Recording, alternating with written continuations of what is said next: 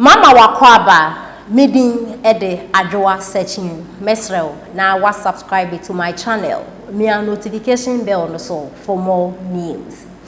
Ebusuafo Kelvin Taylor ede ensembia betudwa na enam so na central region for a reply no because anyen fantefo no sebio yempensem no Kelvin nensema ode ebetudwa no enam so na central region for HLS Abrante yesterday unsemu a wudi wote eye with all due respect so edino enfemba central region for so osiden oman peninda da John Dramani Mahama eye den esi commander sugar factory hey how dare you osiden o complete en kasa asem ni bida se wunima parking kan ye ka abanya wabeya de ede ama central regional his excellency Nana Dodan Kwakufado ena NPP amayokunu because omo ena elimina habo omo abe finish no completely fe inti sugar factory asem kwa de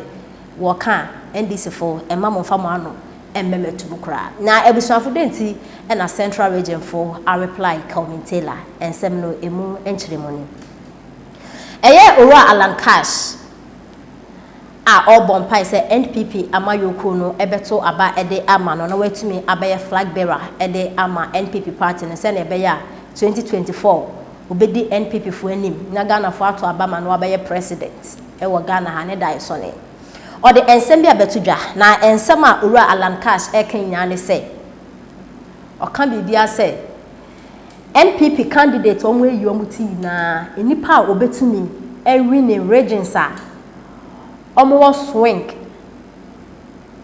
and I say omo mood a omo ede eto aba no ono pe eno betimi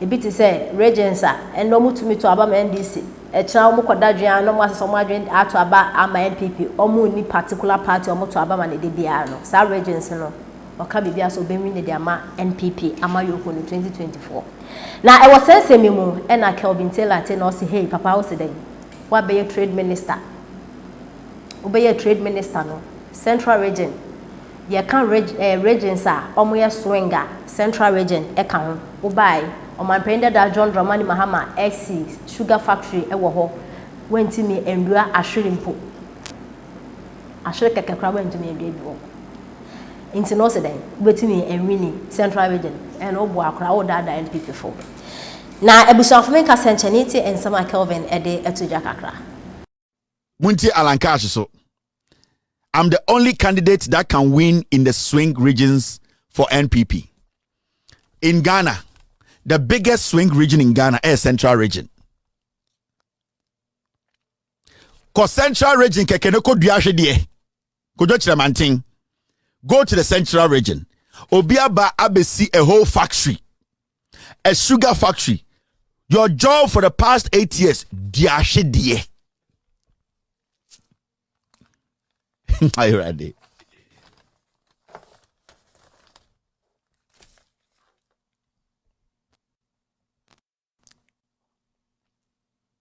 Me say, Alan Kojo Chiramantin say, NPP for any flag bearer, say nebe obetime win swing regions.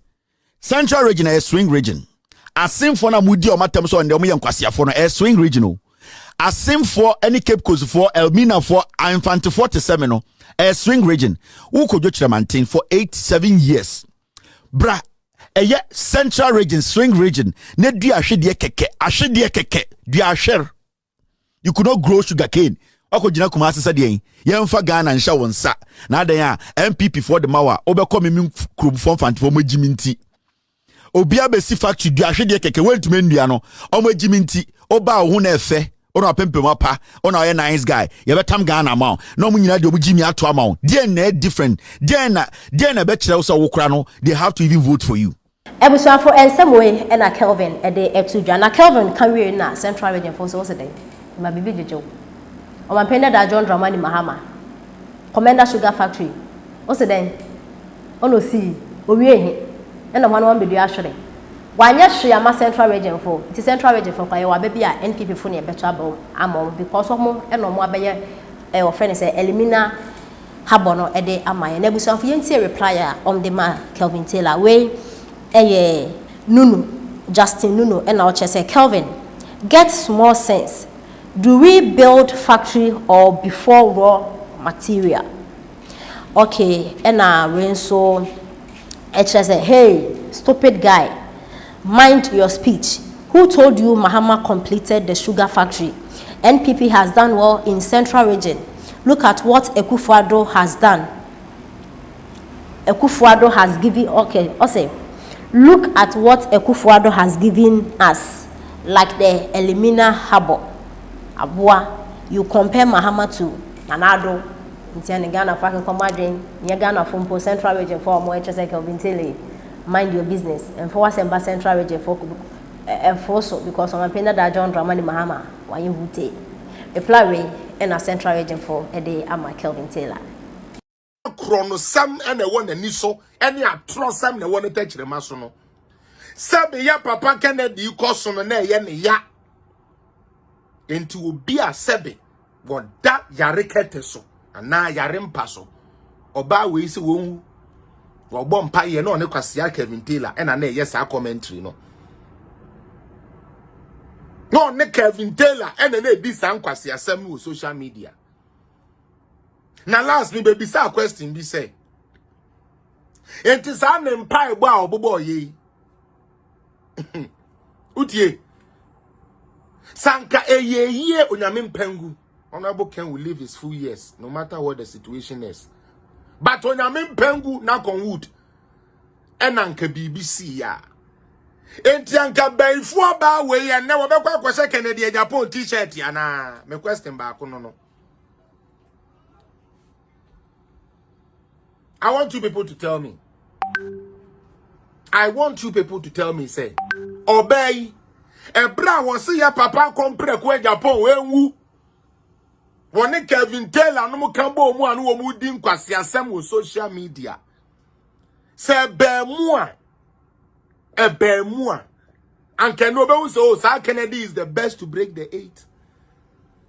They want to push Kennedy, push that agenda, make it look. Make it look. No more we are. Woman kasa say 10 against Kennedy. You people will hear it. I want you people to put today's date down. Won't try any date into the same woman. After these elections, you will see what she'll be saying about Kennedy Japan. Honorable is a smart man. I hope say be nyama bibiri so nkyerene sa because she is there for an agenda. Ebi a wodiba wo me atam ntia ye wo de because so support to Kennedy ba hwe hu ye. Hwe hu ye. Obaya. Then na ye to ho. Honorable de nim say sometimes information ban ho aka asem wo kan ye nya sa na kire o. Na oba we say ono de se Kennedy mpo or report on the name UK government and was throw petition bi me ebi ba me Facebook so ebi ba me WhatsApp yan sign the petition say